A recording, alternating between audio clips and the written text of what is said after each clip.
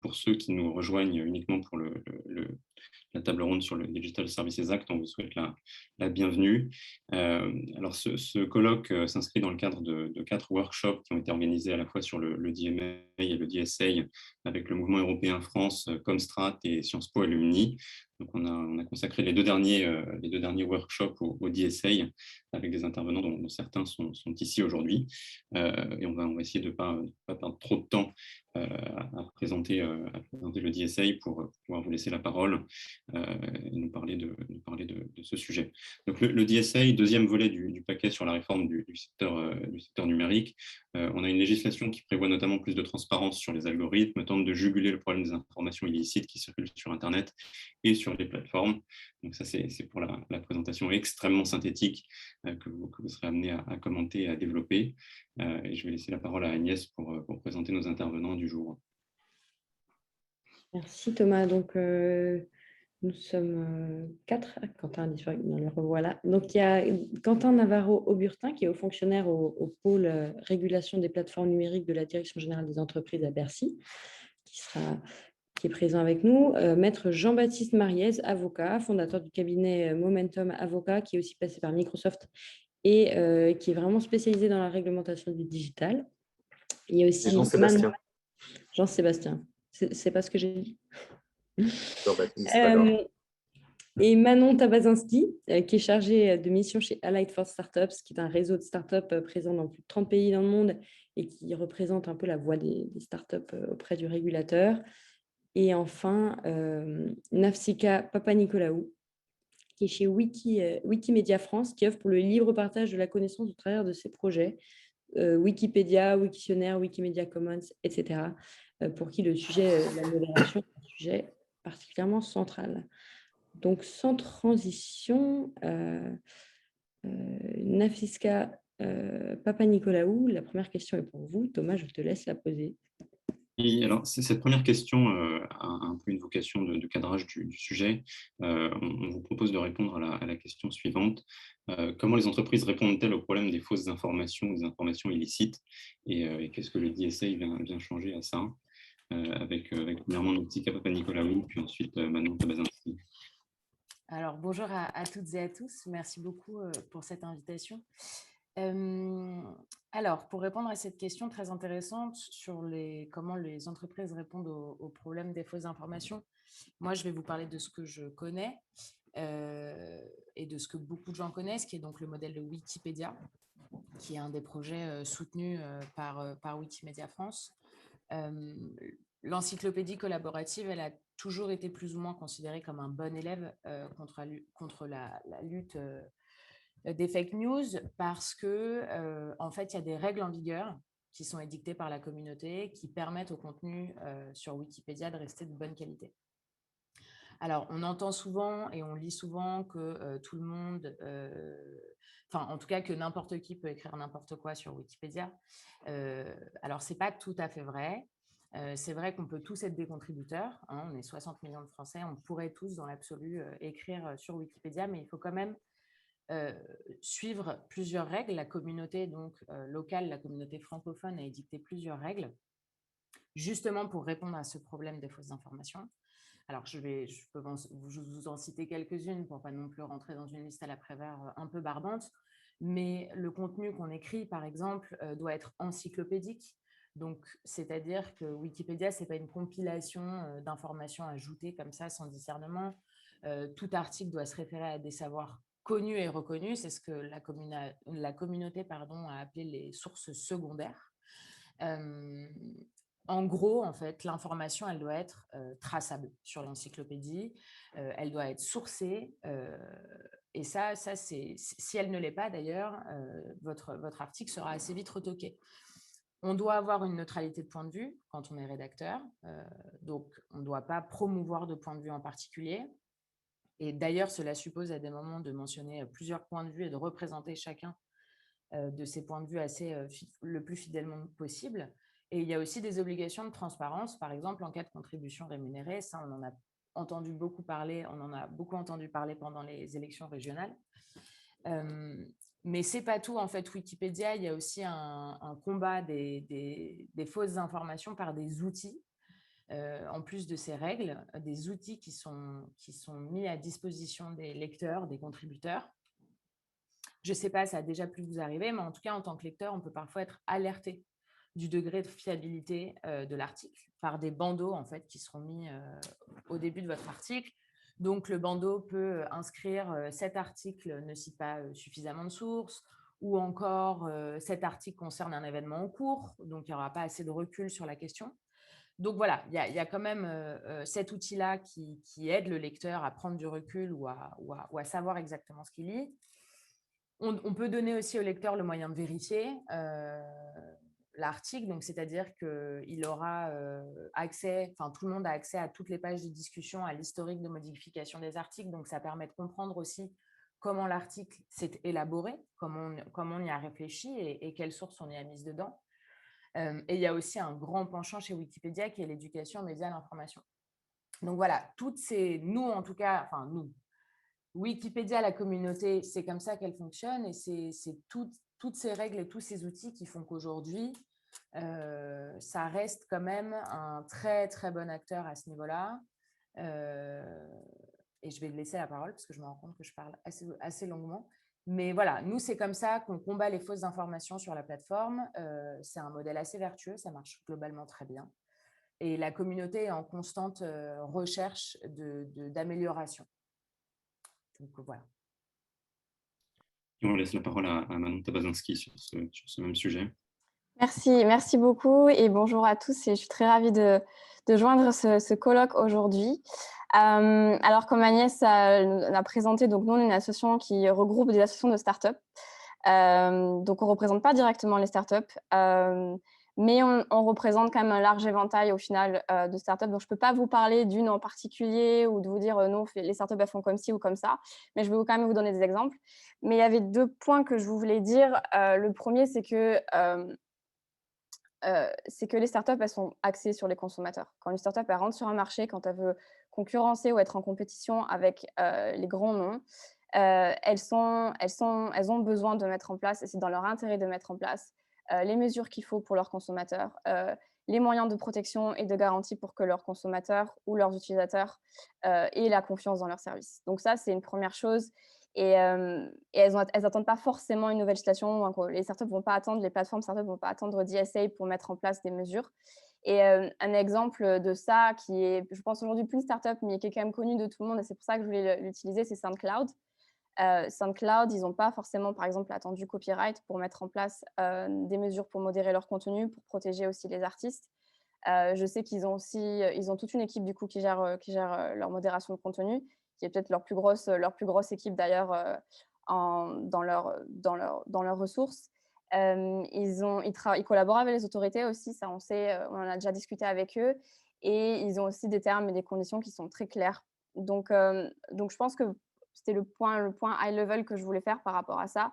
C'est que le DSA va pas forcément changer énormément de choses dans la modération de contenu ou dans la mise en place la mise en place de solutions pour les problèmes liés aux fausses informations ou aux contenus illégaux, parce que les startups le mettent déjà en place dès le début.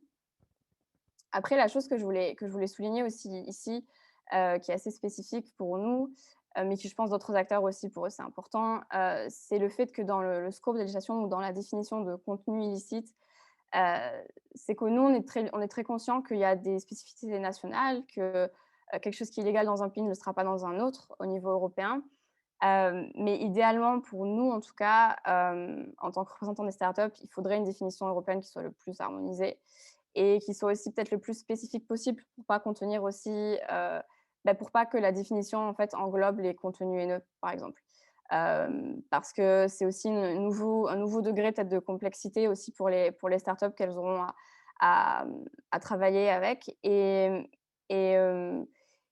c'est vrai que quand on discute avec eux, on se dit, bon, voilà, il n'y a pas de définition au niveau européen de ce que c'est un contenu illégal. Il n'y a pas vraiment il y a encore moins de définition de ce que c'est peut-être un contenu haineux. Donc, pour nous, c'est un de nos objectifs aussi avec le DSA, c'est de faire en sorte que le scope reste vraiment sur le contenu illégal et soit peut-être le plus harmonisé possible. Merci beaucoup pour ces réponses. La deuxième question qu'on s'est posée et qui a ressurgi un peu au fil des workshops, c'est la question des catégories d'acteurs. Donc, en fait, le DSA, pour donner un peu de contexte, il propose 4 catégories d'acteurs, fondus les uns dans les autres et soumis à des obligations particulières. Donc, il y a les services intermédiaires, les services d'hébergement, les plateformes en ligne et les très grandes plateformes en ligne. Et la question qu'on se pose, et je m'adresse à vous, Jean-Sébastien Mariez, et encore à vous, Nafiska. Est-ce que cette catégorisation des acteurs du DSA, elle permet finalement de répondre à ces objectifs, à savoir endiguer le problème des contenus illicites, ou au contraire, est-ce qu'elle ne contient pas des risques d'avoir des effets négatifs sur des plus petits acteurs ou des acteurs qui ne devraient pas être concernés par ces catégories du fait notamment d'une gestion déjà saine de ces contenus illicites? Jean-Sébastien. Ok, je me lance. Merci pour l'invitation d'abord. Peut-être une petite précision pour que tous ceux qui nous écoutent comprennent un peu la perspective qui est la mienne. Chez Momentum Avocat, on travaille et on défend les intérêts à la fois de sociétés ou de personnes physiques qui vont rechercher le retrait ou de contenu. Ça peut être parce qu'on utilise un patronyme, ça peut être pour des questions de e-réputation, ça peut être aussi pour des sociétés qui cherchent à défendre leur droit de propriété intellectuelle, par exemple. Et puis, on défend aussi des plateformes, des intermédiaires qui jouent différents rôles sur le web pour accéder, pour mettre à disposition des contenus. Donc, c'est de là que je vous parle. Je pense que c'est intéressant que tout le monde le sache. C'est cette double perspective un petit peu que j'essayerai de partager avec vous.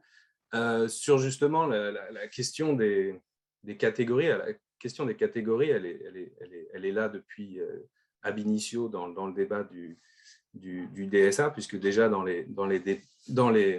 rapports qui ont précédé, donc dans les rapports du Parlement du printemps dernier, on voyait bien des velléités, alors soit à préciser les catégories, soit préciser les catégories en spécifiant que certaines typologies d'opérateurs qui interviennent dans la mise à disposition de contenu, comme les registrars par exemple, ou d'opérateurs de services de cloud, soit en précisant, en spécifiant que ces acteurs-là rentrent dans les définitions actuelles, qui sont les définitions stipulées aujourd'hui par la directive e-commerce, mais qui sont reprises, comme vous savez, dans la proposition de DSA, soit en ajoutant des catégories.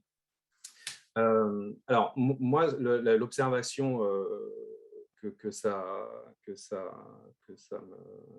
me suggère, c'est surtout une observation quant à la lisibilité des textes, et la sécurité juridique qui en découle ou pas. Et je pense, alors typiquement, c'est une observation de praticien évidemment, mais ça va au-delà parce que ça concerne tous les acteurs qui vont être portés à s'intéresser à la mise en œuvre pratique, concrète, effective d'un texte dont l'objectif est de lutter contre les contenus illicites. Donc, ça concerne aussi, à mon sens, ça doit être aussi une préoccupation, cette lisibilité, typiquement des autorités publiques qui seront portées à appliquer le texte parce qu'elles-mêmes, et d'ailleurs, on a déjà vu, certaines d'entre elles se sont déjà exprimées sur le sujet, elles-mêmes peuvent avoir des difficultés à mettre dans la bonne catégorie l'opérateur qu'elles ont en face d'elles pour s'assurer qu'il met bien en œuvre la bonne liste d'obligations. Donc ça, je pense que c'est un point très important. Quelle que soit la solution qui soit retenue, c'est-à-dire de spécifier que telle catégorie intègre tel acteur ou de déterminer des nouvelles catégories, ce qui est important, c'est vraiment d'arriver à un texte lisible. Ça, c'est une première chose. La deuxième chose, c'est que, alors pourquoi? Parce que déjà, il y a beaucoup de catégories en réalité. Il y en a déjà 5 dans le DSA, et peut-être un travers qu'on remarque dans la fabrication de la norme, c'est qu'on oublie que alors un texte comme le DSA, c'est un texte transversal, mais il y a aussi des textes verticaux qui, eux aussi, prévoient d'autres catégories. On va en citer 2. Dans un hébergeur, typiquement, donc il peut être plateforme au sens du DSA parce qu'il met à disposition, il diffuse des contenus, mais il est aussi probable qu'au sens de la directive audiovisuelle, il soit qualifié de service de partage de vidéos, hein, c'est encore une autre plateforme, d'autres critères. Et puis encore, au titre de la directive droit d'auteur, il peut être service de partage de contenu. Bon, voilà. Donc, j'évoque ça parce qu'il faut garder à l'esprit que quand on veut mettre en œuvre les textes, on va avoir cette superposition de qualifications et de choses une. Soit elle est nette, et alors tout va bien, sécurité juridique pour les opérateurs, ils savent à quoi s'attendre, ils savent comment se mettre en œuvre, et aussi pour les personnes qui auraient des choses à leur demander d'ailleurs. Soit c'est pas net, et alors ça apporte de la confusion. Entre parenthèses, il suffit de voir la jurisprudence qui a été générée depuis 15 ans, voire 20 ans, sur la notion d'hébergeur, pour faire un petit peu attention à ça. C'est que c'est des notions, à partir du moment où on met une qualification dans un texte, ce n'est pas forcément automatiquement très, très précis, très clair, et donc ça peut susciter des interprétations, des interrogations. Et dernière chose, je vais juste donner un exemple, parce que ce qui est intéressant, c'est qu'en France, on a souvent un laboratoire des discussions qui ont lieu à Bruxelles. On a eu la loi Avia l'année dernière, on a la loi séparatisme, en tout cas le projet de loi séparatisme cette année. Et typiquement, par rapport au projet de loi séparatisme, on peut se poser cette question-là, puisqu'on a d'un côté un texte qui vise à mettre à la charge des plateformes un certain nombre d'obligations en tant que plateforme, et donc des obligations qui, si on le dit vite, visent à la modération des contenus, donc qui supposent nécessairement un certain degré de surveillance, d'identification, de filtrage, de déréférencement de contenu. C'est d'ailleurs ça la définition de la modération quand on regarde dans le DSA, c'est bien ça. Et puis d'un autre côté, il ne faut pas oublier qu'il relève d'une autre catégorie, qui est la catégorie des hébergeurs, et qu'en France, on a un texte qui est la transposition de directive e-commerce, qui est la directive LCEN, comme vous savez, qui pose des conditions, en tout cas très strictes, à la mise en place d'activités de surveillance qui ne seraient pas spécifiques.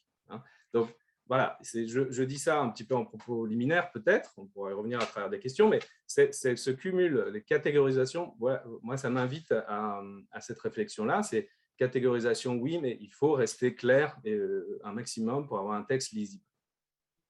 Merci beaucoup. C'est très intéressant, effectivement, de voir comment les textes s'imbriquent entre eux et à quel point est-ce que finalement ces catégorisations ne collent pas ou collent au contraire avec d'autres prévus par d'autres textes européens ou nationaux. Nafiska, est-ce que vous voulez rajouter quelque chose sur ce point? Et après, on entendra Quentin Navarro depuis Bercy. Oui, alors du côté Wikimedia France, déjà j'aimerais juste revenir une petite seconde sur ce que disait Manon par rapport aux startups et au fait que les startups n'aient pas attendu le DSA pour réguler, on va dire, les contenus illicites et les informations et les fausses informations. Sur Wikipédia, c'est pareil. Vous présentez le modèle, c'était une manière de vous montrer à quel point les communautés, en fait, depuis le début, depuis 20 ans, se régulent entre elles pour qu'il y ait le meilleur contenu. Donc, qui dit meilleur contenu dit bonnes informations et contenu non illicite et non haineux, évidemment. Pour revenir sur la catégorisation, je suis assez d'accord avec Maître Sarnez. Du côté de l'association, alors, on n'a pas vraiment un avis tranché sur la question. Quand vous nous posez la question, est-ce que vous pensez que la catégorisation des acteurs du DSA répond à ces objectifs? Ce n'est pas tranché, je vais vous expliquer pourquoi. Le mouvement Wikimedia dans le monde, déjà, globalement, il accueille favorablement ce projet de règlement au niveau européen. On pense que c'est très important de réguler les acteurs sur Internet et que ça faisait vraiment plus trop de sens que des acteurs qui n'existaient pas au moment de la directive e-commerce soient toujours régulés par cette directive. Donc là-dessus, c'est plutôt assez clair au niveau du mouvement. Aussi, le mouvement trouve que c'est plutôt raisonnable, je pense que c'est le bon mot, qu'un hébergeur n'ait pas les mêmes obligations qu'un réseau social. On se dit qu'à rôle différent, obligations différentes, en gros. On pense que ces obligations additionnelles pour les plus grandes plateformes, vous savez, ces very large online platforms, ces VLOP, comme on les appelle, c'est aussi assez raisonnable. Donc, par principe, on ne s'y oppose pas, même si Wikipédia pourrait être considéré comme une VLOP. On trouve que c'est plutôt cohérent. Par contre, de notre côté, c'est vrai qu'il y a quand même des choses qu'on demande, ou en tout cas qu'on voit qui peut être manquant, qui sont manquants dans le DSA. C'est tout d'abord, on trouve qu'il n'y a pas d'attention explicite de diversifier les acteurs, encore une fois. On a un peu ce même problème dans le projet de loi principe républicain, enfin séparatisme. C'est vrai qu'on aimerait bien qu'il y ait plus de reconnaissance dans le règlement de la particularité des plateformes communautaires comme Wikipédia, qui ont par exemple, et c'est ce que je vous expliquais très brièvement, des règles différentes entre l'hébergeur, la Wikimedia, la fondation qui est aux États-Unis, et les règles adoptées par la communauté locale. Donc, la fondation aux États-Unis va édicter des règles assez générales, alors on peut les retrouver dans les CGU, comme on les appelle, ou les Terms of Use. Donc, il y a des règles édictées à destination de toutes les communautés wikimédiennes dans le monde, mais ensuite, les communautés locales, donc c'est par langue, donc la communauté francophone, la communauté anglophone, hispanophone, tout ce que vous voulez, à partir de ces Terms of Use, va rédiger aussi des règles en plus qui s'appliqueront sur, par exemple, le Wikipédia en français. Donc, on essaye aussi de faire en sorte dans le DSA qu'il n'y ait pas que ce genre de plateforme communautaire puisse être représenté. Et un dernier point d'attention aussi dans la catégorisation, et je laisse la parole, c'est il faut veiller aussi justement à ce que les seuils et les catégories donc, soient cohérentes, c'est ce qu'on disait avant, mais ne soient pas d'une manière trop contraignante, je dirais, et empêche l'innovation et le développement de certains sites. Parce que quand même, aujourd'hui, si Wikipédia existe et si Wikipédia aide, ou en tout cas a aidé beaucoup de gens, d'étudiants, enfin bon, peu importe, on s'est tous servi à un moment de l'encyclopédie en ligne. En tout cas, si Wikipédia aujourd'hui peut être Wikipédia et a pu atteindre la place qu'elle a, donc un site web à but non lucratif, c'est quand même, elle fait partie des 10 sites les plus consultés d'Europe, alors même qu'elle a ce modèle et que beaucoup de gens pensaient que ça allait se casser la figure bien avant. C'est quand même parce qu'il y a eu à un moment un environnement légal propice qui lui a permis de se développer et qui a permis au modèle justement qui était non lucratif de pouvoir avoir une place dans les acteurs numériques. Donc voilà, il y a quand même ce petit point d'attention. On continue de le dire, on continue de le garder en tête. C'est qu'on a pu aussi se développer parce qu'à un moment, les lois en vigueur permettaient une innovation et permettaient à d'autres acteurs qui n'étaient pas forcément à but lucratif avec des modèles économiques lucratifs de pouvoir se développer. Et ça, c'est assez important. Merci beaucoup. Quentin Navarro, alors qu'en pensez-vous depuis le cœur du réacteur? Merci beaucoup. Alors tout d'abord, merci pour l'invitation. Vous m'entendez bien? Alors, il y a eu beaucoup de choses qui ont été dites et des choses très très pertinentes. Moi, j'aimerais revenir un peu très rapidement sur la ligne directrice des positions françaises. Cette ligne directrice, c'est de dire que le DSA, il doit permettre aux autorités de superviser l'ensemble de la fonction de modération des plateformes. Enfin, au-delà des plateformes, de tous les acteurs qui ont en tout cas une fonction de modération.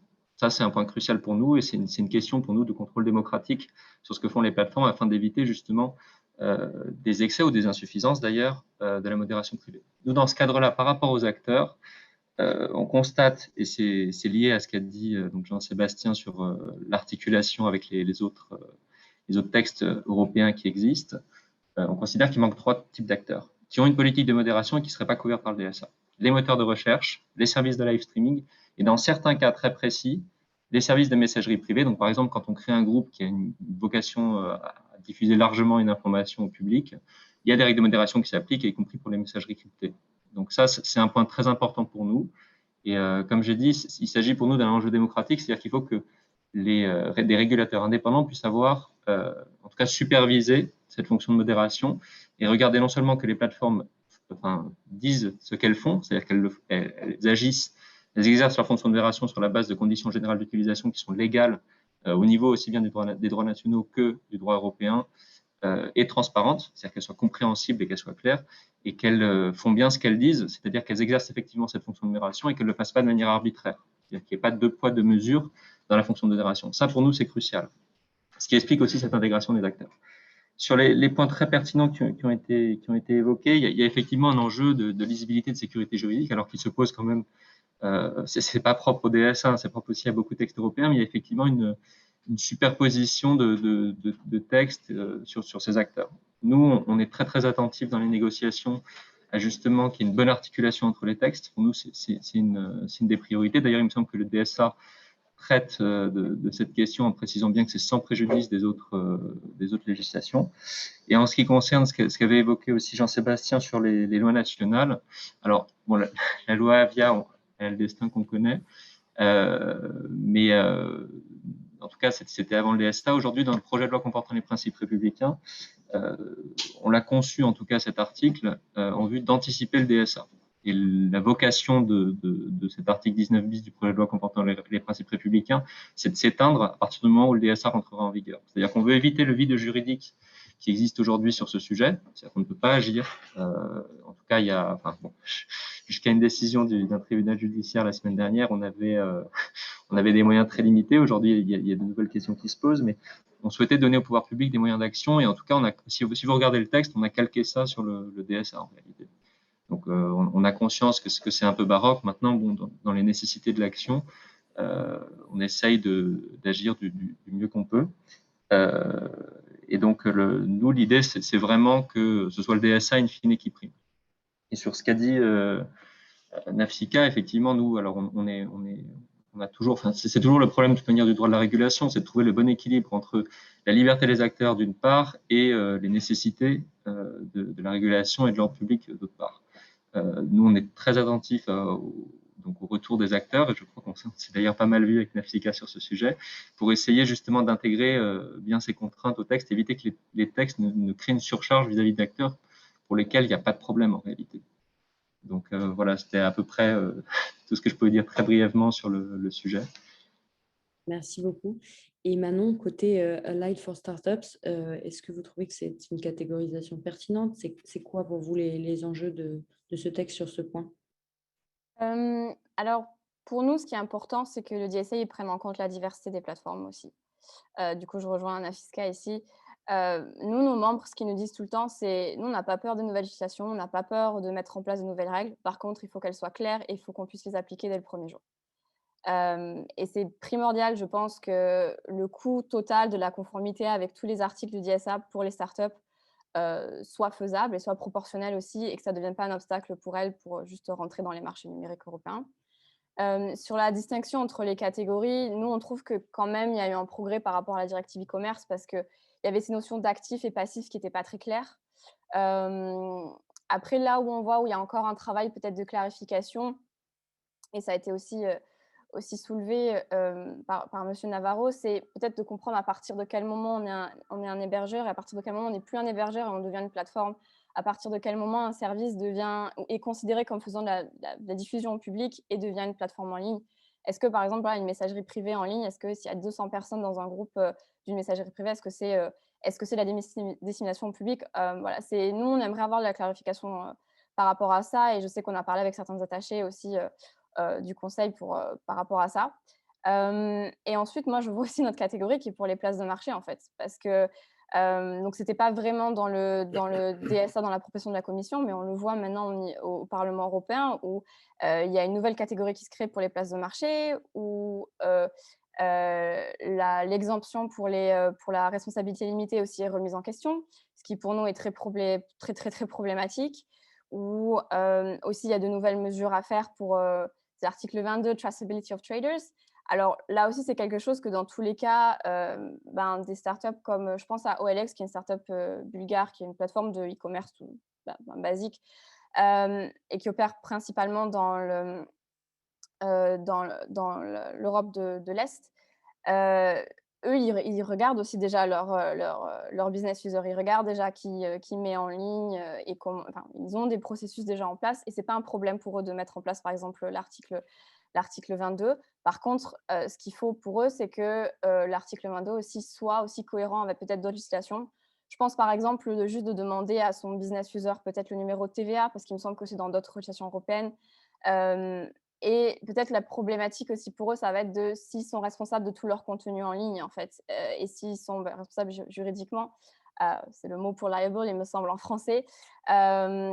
Et par exemple, donc un exemple que je voulais citer aussi, un autre, c'est Tatoodoo. Donc Tatoodoo, c'est une plateforme en ligne qui permet, c'est pour les amoureux des tatouages, voilà, qui permet, il y a un côté réseau social où on peut partager les photos de nos tatouages, on peut partager par exemple aussi des designs de tatouages, etc. Et il y a aussi notre plateforme où on peut, en fait, c'est un service de booking où on peut aller n'importe où dans le monde et puis on va trouver des tatoueurs et bien sûr c'est référencé, il y a des reviews, du coup si on aime les tatouages, c'est parfait parce qu'on peut aller n'importe où dans le monde et on peut trouver quelqu'un de confiance et se faire son tatouage et pas avoir de problème. Maintenant, nous, ce qu'on voit, c'est qu'on se dit ce service de booking, il va être considéré comme une place de marché sûrement, si on prend le projet de rapport au Parlement européen. Et puis, on peut demander du coup, qu'est-ce que seraient peut-être les conséquences inattendues ou indésirables si Tatoodoo et leur service de booking est considéré comme responsable.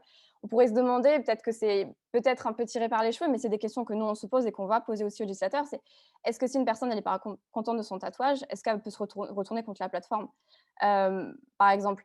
C'est peut-être des petites choses comme ça qui, pour nous, sont un peu plus, demandent un peu de clarification. C'est des choses aussi, nous, on travaille beaucoup avec le Parlement européen. Donc, c'est des choses qu'on s'y soulève au niveau du Parlement européen et qu'on va aussi soulever au niveau du Conseil. Et juste par rapport au chevauchement entre peut-être différentes législations et par rapport aussi au marketplace, je pense aussi à la directive sur la sécurité des produits qui elle vient d'être updatée. Ou puis, enfin, la Commission, je pense, c'est la semaine dernière qui a lancé qu'on ne dit pas lancé, mais qui a publié pardon, sa proposition. Et on se demande du coup quelle va être la cohérence entre l'article 22 et tout ce qui est demandé pour les places de marché et cette directive-là. Et donc, on se demande aussi s'il y a une problématique pour les places de marché spécifiques. Est-ce que c'est dans le DSA qu'il faut qu'elle soit traitée ou est-ce qu'il faut qu'elle soit traitée à côté? Parce qu'à la base, DSA, c'est censé être une législation horizontale. Et maintenant, on a l'impression, en tout cas au niveau du Parlement européen, qu'ils essaient de tout mettre dedans et qu'au final, ça ne va pas du tout être clair pour les acteurs qui sont touchés par cette législation. Merci Manon. Quentin Navarro, j'ai l'impression que vous Oui. voulez réagir. Tout à fait. Je vais juste réagir là-dessus. C'est un très bon point. Moi, je pense qu'il y a juste deux choses sur le.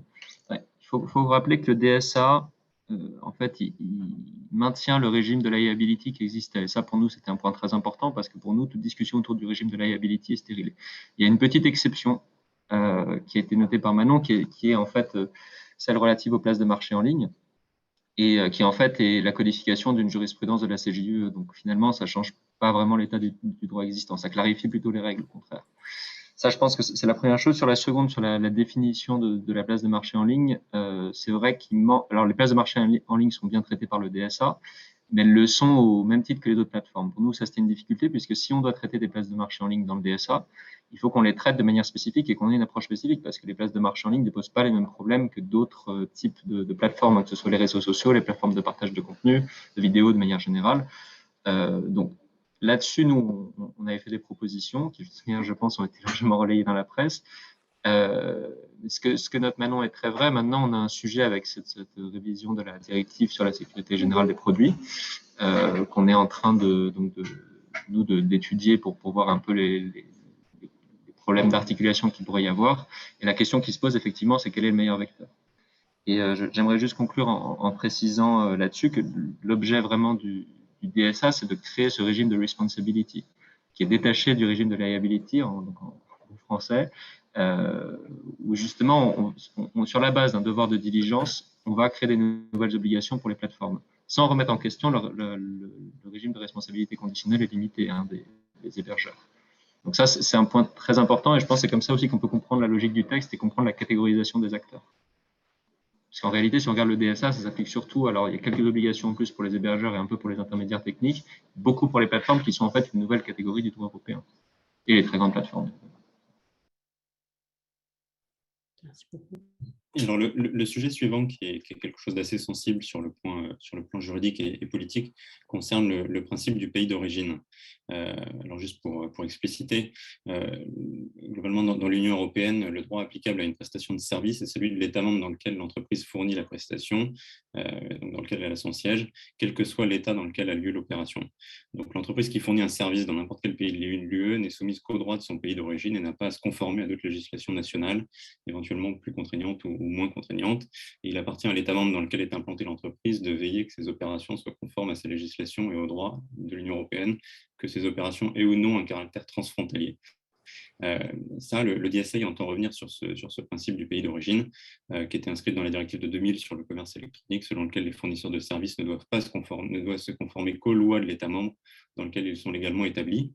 Déjà, ça pose des problèmes juridiques sur lesquels on aimerait avoir vos lumières. Et je pense que la question un peu plus générale qui se pose sur ce sujet-là, c'est peut-on vraiment avoir une définition harmonisée au niveau européen de ce qui est haineux? Est-ce que le blasphème veut dire la même chose en France et en Italie? Quid de la Hongrie et de ce genre de pays?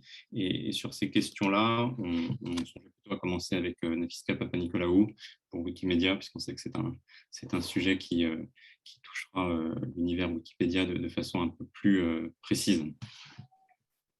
Ça, c'est clair. C'est bien dit. Écoutez, c'est des réflexions en même temps très intéressantes et en même temps très compliquées. Parce que comme vous le dites, en tout cas nous, Wikimedia France et même le Wikimedia, le mouvement niveau mondial, on prône une harmonisation européenne, on prône aussi une autorité européenne, hein. On aimerait bien que tout soit quand même centralisé au niveau européen. Parce que effectivement, comme vous le dites, c'est très compliqué entre ce qui est, j'en sais rien moi, considéré comme homophobe en France et ce qui peut être considéré comme homophobe en Hongrie. Et c'est d'ailleurs, ça a été d'ailleurs un peu l'un de nos discours pendant le projet de loi Principe républicain, hein, qui est encore en cours aujourd'hui au Sénat. Il est en nouvelle lecture actuellement au Sénat.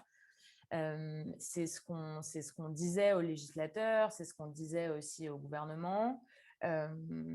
C'était que quand on revient aussi sur la notion de pays d'origine, ça peut être assez dangereux parce que tous les États membres de l'Union européenne, et je pense qu'il ne faut pas l'oublier, l'état de droit n'est pas forcément le même partout aussi. C'est vrai que quand la Hongrie, quand la Pologne commencent à être très reconnaissants de ce que fait la France en pré-transposant le DSA et aimerait faire la même chose, nous, ça nous questionne. Ça nous interroge fondamentalement parce que quand on voit ce qui se passe en Hongrie, qui peuvent prendre des définitions de ce qu'est un contenu terroriste et quand même le manipuler pour harceler des organisations qui aident les migrants, on ne va pas vous cacher que nous, ça nous fait peur. Maintenant, voilà, nous, ce qu'on aimerait au niveau du mouvement, c'est quelque chose de clair, hein, quelque chose d'harmonisé. Et notre point principal, c'est que si c'est, j'en sais rien moi, des autorités nationales, très bien, soit, mais on veut quelque chose de clair. Donc, on aimerait savoir quelle autorité, quel pays régulera quoi, comment, etc. Et si c'est une autorité européenne, pareil, on veut juste que cela soit clair. Et ce qu'on n'aimerait pas, c'est devoir répondre à 2 autorités simultanément sur les mêmes cas. Là, on est sûr que ça va entraîner des flous juridiques. Donc voilà, nous, on est plus, ce que je vous disais, une autorité européenne, ça nous paraît plus simple. Et on reste en garde sur des pays comme la Pologne, la Hongrie, etc. Alors, Jean-Sébastien Mariez, pour le point de vue de l'avocat sur un sujet qui vous tient à cœur, je crois. Oui, alors, ça me tient à cœur, je ne sais pas. En tout cas, il pose des questions à de nombreux clients. Alors, je pense que déjà, il y a quelque chose d'important sur le principe du pays d'origine. C'est un peu sa raison d'être, c'est-à-dire que, ou ses raisons d'être. C'est-à-dire qu'il y a une dimension très économique dans le principe du pays d'origine qui a été rappelée. C'est que s'il est là, le principe du pays d'origine, c'est pour permettre à des acteurs, des startups ou pas d'ailleurs, hein, de pouvoir déployer un service à l'échelle de l'Union européenne dans des conditions de sécurité juridique, encore une fois, qui sont satisfaisantes, puisque, grosso modo, à partir du moment où il a vérifié qu'il est conforme à la législation de l'État dans lequel il est établi, eh bien, il peut déployer avec un certain niveau de sécurité juridique ces services dans les pays de l'Union européenne. Bon, c'est donc ça, il y a une dimension économique. Puis il y a une dimension que Nafisca a évoquée, c'est une dimension sociétale et une dimension qui touche très, très directement aux droits fondamentaux. Et du côté de si on le prend sous cet angle-là, on peut faire un petit détour par ce qui s'est passé l'année dernière en France. En France, on a l'année dernière le Conseil constitutionnel qui a rappelé un élément important, c'est la complexité à qualifier certaines infractions, d'autant plus si elles sont nombreuses. Et je vous invite on avait beaucoup insisté sur ce sujet-là dans la contribution qu'on a rédigée pour Tech in France à l'époque, et je vous invite à la consulter. Et donc, évidemment, si en plus, ils font prendre en considération les législations des 27 États membres, hein, pour prendre ce sujet-là sous cet angle-là de manière assez objective, hein, c'est-à-dire que le nombre de législations multiplié par le nombre d'infractions, on se fait une idée du niveau de complexité que doit aborder toute plateforme, tout service qui souhaiterait proposer un service sur le territoire de l'Union européenne. Bon. Alors, une fois qu'on a rappelé ça, on peut se poser la question de est-ce qu'il y a des voies de solution, des pistes de solution. Moi, je n'ai pas les solutions, mais ce qui est sûr, c'est que par rapport à cette complexité-là, il y a déjà un élément qui peut être intéressant, c'est de travailler, quitte à réduire le périmètre d'un texte transversal comme le DSA, qu'un texte horizontal, travailler sur une définition du contenu illicite qui soit harmonisée. Alors, certains qui vont considérer que c'est illusoire, voire utopiste. En attendant, c'est nécessaire en réalité. Parce que, encore une fois, si on rappelle la démarche qui est de lutter contre les contenus illicites, les contenus odieux, les contenus infamants, etc., ça paraît nécessaire, en tout cas, d'avoir une réflexion. Il y a des débuts de définition commune, mais aujourd'hui, on n'a pas cette définition commune. Et nécessairement, si les définitions étaient communes, il y aurait moins de frustration du côté des États membres. Et là, on en vient à ma dernière observation là-dessus, c'est que on peut comprendre cette tension et cette frustration de certains États membres de destination, pour reprendre la formule juridique, puisque, effectivement, si les opérateurs sont tous soumis au pays d'origine, finalement, les États membres, la France, l'Allemagne, on voit, il y a des voix qui s'élèvent un petit peu partout, qui sont plus ou moins légitimes ou plus ou moins inquiétantes. On évoquait d'autres pays qui ont des standards, en réalité, d'état de droit qui sont quand même assez différents des nôtres. Et donc, le deuxième élément ou piste de solution, c'est très probablement de renforcer la coopération, en réalité, entre les autorités de destination et d'origine. Ça c'est à peu près certain que il y a beaucoup de chemin à faire et il y a beaucoup de choses qui peuvent être faites, à mon sens, en la matière. Et on peut déjà, et pour terminer, je donnerai une petite illustration, c'est qu'il faut réfléchir aux mécanismes qui sont adaptés et tout ça pour justement permettre aux États de destination de ne pas avoir ce sentiment d'abandon de souveraineté, parce qu'en réalité, c'est ça, hein, je pense, qui anime fondamentalement les États qui veulent ajuster, voire remettre en cause le pays de destination.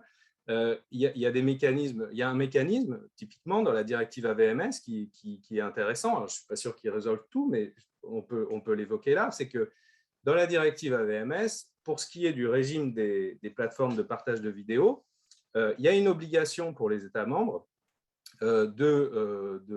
d'établir une liste des plateformes dont ils considèrent qu'ils relèvent de leur juridiction. Et non seulement ils doivent établir cette liste, la communiquer à la Commission, mais ils doivent la publier. Et voilà, c'est un mécanisme qui me semble pas inintéressant, parce que déjà, en amont, ex ante, ça permet de faire le travail du côté des États membres. De l'autre côté, par rapport aux opérateurs, ça permet de voir s'ils sont sur la liste ou pas. Et puis, je pense que dernièrement, ça peut permettre d'initier un dialogue, parce que si un opérateur se rend compte, scénario totalement hypothétique, qu'il est à la fois sur la liste de l'Irlande et à la fois sur la liste de la France, il peut se dire, ah tiens, je vais peut-être aller voir la France, l'Irlande, voir la Commission européenne pour discuter un petit peu, parce que moi, je ne sais plus trop s'il faut que je m'en tienne à la France ou à l'Irlande. Voilà. Donc, voilà ce que je peux dire sur ce sujet. Peut-être Quentin Navarro-Burtin pour une… Oui, très bien, merci. Je pensais qu'on ne serait pas d'accord, Jean-Sébastien, mais finalement, on n'est pas très loin. Comme quoi, vous voyez… Pourquoi cet a priori, Je tiens à préciser quelque chose, c'est que la France elle soutient le principe du pays d'origine. Il y a eu une caricature des positions qui a été faite par certains acteurs, mais on soutient clairement le principe du pays d'origine. On souhaite simplement qu'il y ait des aménagements qui soient apportés, parce qu'évidemment, on ne va pas appliquer c'est une règle, c'est un principe en tout cas, et ensuite les modalités d'application de la règle. Nous, on souhaite quand même qu'il y ait des prérogatives qui soient confiées aux régulateurs des pays de destination. Alors, il y en a certaines qui sont essentielles pour bien exercer la régulation, c'est notamment le pouvoir d'accès aux données et la possibilité d'être associé à certaines enquêtes lorsque c'est pertinent, c'est-à-dire lorsqu'il y a des éléments qui sont sur le territoire du pays de destination. Et également, nous, ce qu'on souhaite avant tout, c'est que la coopération entre les différents régulateurs soit renforcée. Donc ça, je tiens à préciser ça. Ce qu'on souhaite, ce sont des aménagements à certains points très spécifiques et très limités du principe du pays d'origine, mais on soutient le principe du pays d'origine. Ça, c'est la première chose. Sur la seconde, sur le problème, en tout cas, qui commence à être soulevé par la Pologne et la Hongrie et ce qu'a dit Nafsika, qui était très pertinent. Moi, j'aimerais relever deux choses. La première, c'est que je pense qu'il ne faut pas négliger l'aspect politique des annonces et des choix qui sont faits lorsque la Hongrie décide de soutenir officiellement la notification d'une loi faite par la France. Je pense qu'il y a une manœuvre assez claire et assez lisible à voir. Ça, c'est la première chose. La seconde, je pense, qui est quand même primordial, c'est est-ce que le sujet aujourd'hui, c'est le principe du pays d'origine ou le DSA, ou est-ce que c'est le fait qu'on est en train de faire des législations, et là j'exprime une opinion qui est tout à fait personnelle, mais qui va s'appliquer aussi à des États qui en tout cas sont sur une voie divergente vis-à-vis de nos valeurs, ou en tout cas à minima des gouvernements qui font ce choix-là. Donc je veux dire, aujourd'hui le problème il se pose sur le DSA, demain il se posera sur un autre texte, il aurait pu se poser il y a 5 ans sur d'autres textes. Je veux dire, sur la directive SMA, ça aurait été exactement le même problème il y a 4 ans. Sur le règlement TCO, on a eu les mêmes problèmes. Donc, je veux dire, là, le sujet se pose. La question, c'est est-ce qu'on peut avoir une bonne coopération avec ces États lorsqu'ils décident de mettre en place des lois qui vont clairement contre les valeurs de l'Union européenne, voire contre la charte. Donc là, je pense qu'à mon avis, le problème polonais-hongrois, il doit être traité en dehors, j'ai envie de dire, du DSA, même s'il ne faut pas que le DSA non plus permette à ces États de faire tout et n'importe quoi, parce qu'on perdrait l'objectif qui est quand même d'assurer justement un contrôle démocratique sur la modération privée. Donc ça, c'est un sujet pour nous, mais comme je l'ai dit, nous, ce qu'on souhaite sur le principe du pays d'origine, c'est vraiment qu'il y ait des prérogatives de base qui permettent aux régulateurs du pays de destination de pouvoir aussi jouer son rôle dans certains cas. Donc, l'accès aux données, ça c'est crucial, et derrière, c'est tout un tas de modalités de coopération. Dans certains cas, s'il y a une carence très claire de l'État d'établissement, enfin du pays d'établissement, et qu'il y a une décision qui est prise pour donner à un pays de destination dans lequel la plupart des problèmes se posent, la capacité à agir, je pense qu'il n'y a pas de problème. Mais ce qu'évoque Sébastien sur la directive, la directive ASMV, c'est vraiment VMS, pardon, c'est un très bon. Il y a un très bon point là-dessus. Nous, on est en train d'y réfléchir en ce moment. Alors, il y a eu des propositions qui, je crois, ont fuité dans la presse, comme à peu près toutes les propositions qu'on a faites d'ailleurs. Donc, on réfléchit à comment est-ce qu'on peut trouver cet équilibre, parce qu'on est vraiment sur une ligne de crête entre s'assurer d'une part que ce soit des aménagements bien raisonnables, mais qui confèrent un pouvoir effectif aux régulateurs, et de l'autre, garantir un contrôle démocratique et éviter l'explosion aussi, enfin la fragmentation du marché intérieur. Mais j'aimerais juste terminer sur quelque chose là-dessus, c'est que il faut être lucide. Hein. Si les États membres se retrouvent dans une situation, j'ai envie de dire, de frustration vis-à-vis du DSA et vis-à-vis de leur capacité à réguler effectivement des contenus qui sont problématiques sur leur territoire, c'est-à-dire si le DSA ne règle pas leurs problèmes, il ne faut pas se mentir, il y aura une fragmentation du marché intérieur parce que les États membres trouveront un moyen de faire des lois nationales. Soyons très lucides là-dessus. Je veux dire, la loi allemande en témoigne, même si les résultats qui sont aujourd'hui un peu, on va dire, contrastés, mais il y aura une voie qui sera trouvée. Donc, c'est impératif de trouver ce chemin d'équilibre, cette ligne de crête sur le principe du pays d'origine pour permettre qu'on prenne bien en compte les spécificités nationales et le contexte local, sans basculer dans évidemment ce que font les Polonais et les Hongrois. Et pour finir sur cette question, Manon Tabazinski. Merci. Merci Quentin d'avoir précisé que la France est toujours pour le principe du pays d'origine, parce que pour nous, c'est aussi, je pense que je vais rejoindre ce qu'a dit Nafiska et Jean-Sébastien, pour nous, c'est primordial que ce principe ne soit pas affaibli ou challengé. Alors, on est bien conscient qu'il y a des challenges à résoudre par rapport aux fake news, par rapport à l'intégrité des élections démocratiques. On est bien conscient aussi qu'il y a eu beaucoup de fragmentation dans l'application aussi de la directive e-commerce. Mais c'est vrai que pour nous, la solution, c'est pas de passer à un pays destination parce que ce serait juste pas réalisable pour les startups et il y aurait forcément des conséquences très indésirables. Je vais rejoindre aussi Jean-Sébastien sur le fait que peut-être, tout était hypothétique, mais le pays destination pourrait marcher s'il y avait une définition européenne de contenu illégal, en fait. Parce que s'il y avait une harmonisation à ce niveau-là, il y aurait moins de problèmes. Mais on voit, mais c'est pas le cas et à mon avis, ça ne sera pas le cas. Et je pense que même au niveau de la commission, ce n'était pas leur ambition de proposer une définition et de toute façon, au niveau national, ça ne passera pas dans tous les cas. Et donc, il faut rester un pays d'origine pour nous parce que sinon, ça peut être très, très, très dangereux. Je vais reprendre le même exemple. Je vais reprendre l'exemple de Tatou12 qui pourrait peut-être recevoir une notification des autorités hongroises et qui pourrait leur demander de retirer sur leur plateforme tous les tatouages ou tous les designs de tatouages des drapeaux arc-en-ciel, par exemple. Donc, c'est quoi l'impact après de ça sur les droits de l'homme? Quel aussi pourrait être l'impact sur les consommateurs? Est-ce que peut-être certaines plateformes feraient des formes de géoblocking dans certains pays? On ne sait pas, tout est hypothétique, mais voilà, c'est des questions aussi, c'est des questions qu'on se pose par rapport à ça. Et je pense qu'après, tout le reste a été dit, donc je ne vais pas rajouter plus sur ça. J'ai juste un petit truc sur l'harmonisation des contenus illicites. Moi, je pense que c'est un sujet extrêmement sensible et très, très compliqué. À mon avis, si on fait ça, ça va être contre-productif en réalité parce que on va se prendre vraiment 4 ou 5 ans de négociations, c'est-à-dire qu'on n'aura pas de DSA en réalité. Et si on voit ce qui s'est passé sur TCO, mais ne serait-ce que pour un seul type de contenu, qui est quand même, le règlement TCO était quelque chose à la base d'assez consensuel entre les États membres. J'imagine même pas les négociations qu'on risque d'avoir. Donc, je pense que ça risque d'être contre-productif. Et effectivement, comme vous l'avez dit, il y a un sujet aussi à trouver entre justement la catégorie, enfin la licéité des contenus par rapport au pays d'origine et aussi l'articulation qu'il peut y avoir avec le pays de destination. Merci beaucoup. Je vais vous poser la dernière question, et en particulier à vous, Narsika, qui, je crois, devait nous quitter un peu rapidement. Alors, vous dites le DSA, Quentin, permet d'assurer un contrôle démocratique sur la modération privée, mais aussi, sous un autre angle, ça permet en fait d'externaliser finalement le contrôle de la liberté d'expression via la modération par les entreprises. Enfin, c'est une critique qui est aussi entendue et qui n'est pas forcément à prendre sous un angle de critique, mais juste un point de vue un peu d'analyse. Finalement, quels sont les mécanismes que doivent mettre en place les entreprises qui sont concernées par ces obligations et est-ce qu'elles ont vraiment les moyens de le faire, cette modération? Wikipédia, c'est bien rodé, il y a des bénévoles qui sont impliqués, mais est-ce que les autres startups qui sont peut-être moins de moyens, ne serait-ce que humains pour le faire, est-ce qu'elles ont les moyens de le faire? Et comment garantir au bout du compte, à l'issue du processus de modération, l'accès à la justice pour la personne qui est visée finalement par le processus de modération?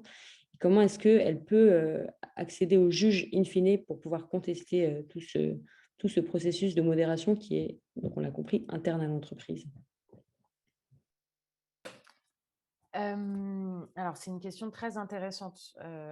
Les mécanismes extrajudiciaires, la modération privée, la garantie d'accès à la justice, c'est vraiment des thématiques très intéressantes. Bon, alors j'ai quelques minutes pour y répondre, donc je vais essayer de faire d'être la plus brève tout en réussissant à vous répondre d'une manière pertinente. Donc, c'est pas facile.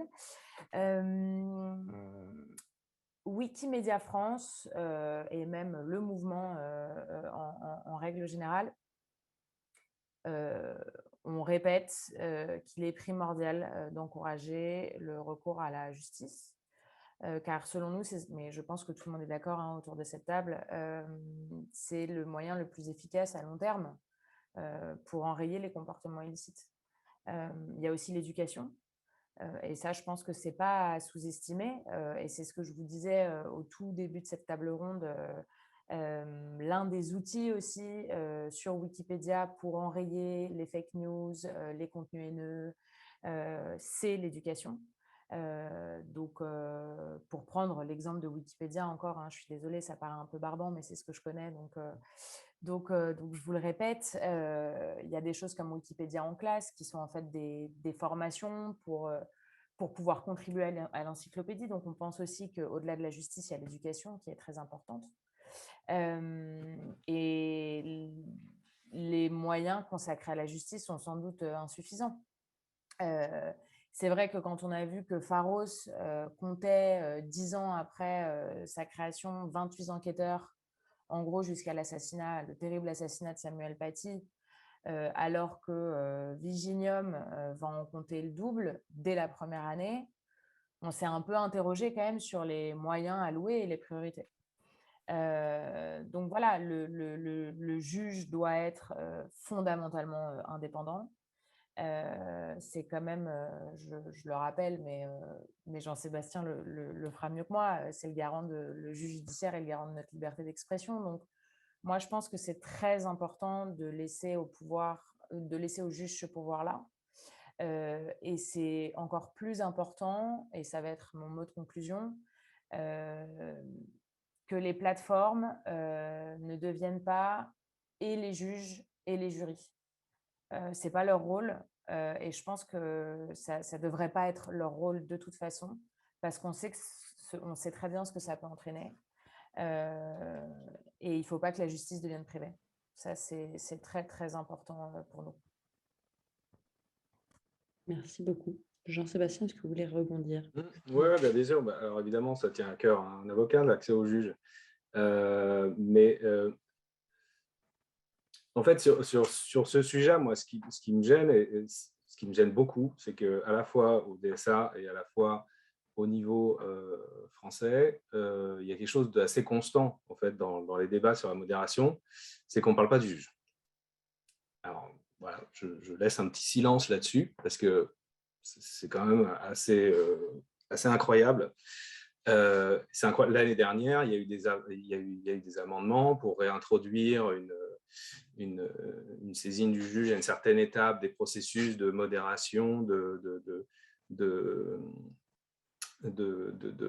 d'appel au sein de la plateforme, etc. Mais enfin, je pense que voilà, il faut vraiment que le juge soit considéré et soit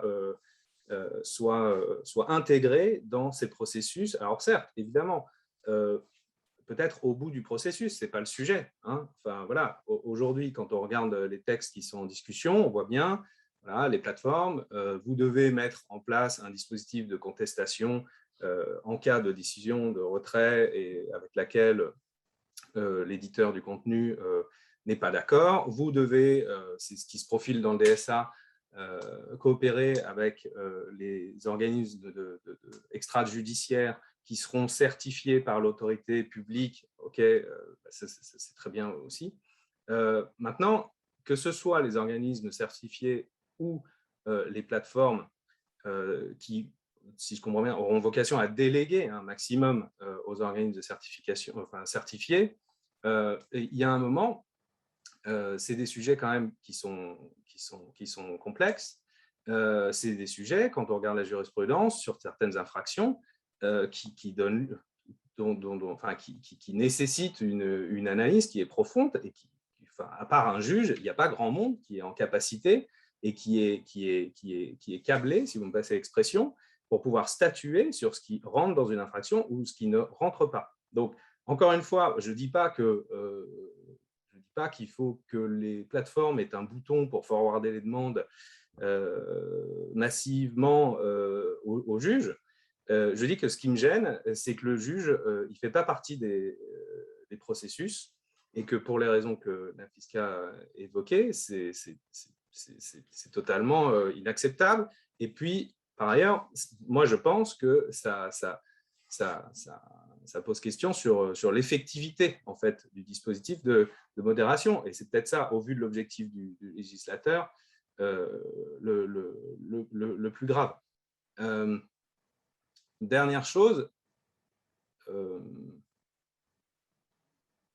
il y a aussi une facette, c'est que où là, le juge, encore une fois, c'est pour illustrer le fait qu'à mon sens, il doit être intégré quelque part, c'est que typiquement sur les acteurs qui ne sont pas établis dans l'Union européenne, si on prend cet exemple-là, on voit bien, encore une fois, s'il en était besoin, qu'il faut pouvoir recourir au juge. Et là, je prends encore 1 minute ou 2, excusez-moi, mais c'est important, c'est que aujourd'hui, et là, je vous parle au regard d'un dossier qui a été, sur lequel un juge a statué hier, pour être en capacité de saisir le juge, pour être en capacité de construire la preuve qui fera que le juge estimera que oui, il faut ordonner la mesure de filtrage ou de blocage, aujourd'hui, c'est des moyens considérables. Et je dis ça pourquoi? Je dis ça parce que quand on est une personne physique, qu'on a un problème avec un contenu et qu'on va avoir affaire à la plateforme, puis ensuite au système extrajudiciaire, c'est très bien parce que justement, ça peut permettre de débloquer la situation à moindre frais. Maintenant, il ne faut pas se leurrer, il y a des cas pour lesquels ce ne sera pas le cas. Et donc, c'est aussi pour ça qu'il faut travailler sur l'accès à la justice, qui est plus de moyens, parce qu'on met des moyens sur Vigilum, on met des moyens sur Pharos pour l'enquête, mais une enquête sans qu'il y ait au bout d'un moment un renvoi devant le juge et un juge qui statue, dans des délais qui sont, alors on ne peut pas demander des délais qui sont sur le calendrier du web, parce que ce serait utopique, mais dans des délais qui sont courts, oui, ça demande un investissement massif et ça demande d'intégrer le rôle du juge, encore une fois, à toutes ces réflexions-là, ce qui aujourd'hui n'est pas le cas pour moi. Peut-être que Manon, vous voulez rebondir sur l'aspect R&D, moyen des startups pour mettre en place ça et les entreprises du digital en général. Oui, alors nous, on n'est pas experts, on n'a pas vocation à être experts en ce qui concerne l'accès à la justice, mais je pense juste à un aspect très pratico-pratique dans le DSA et dans la e-commerce, dans la directive e-commerce. C'est juste le principe pour des notifications et des mécanismes de notification et d'action.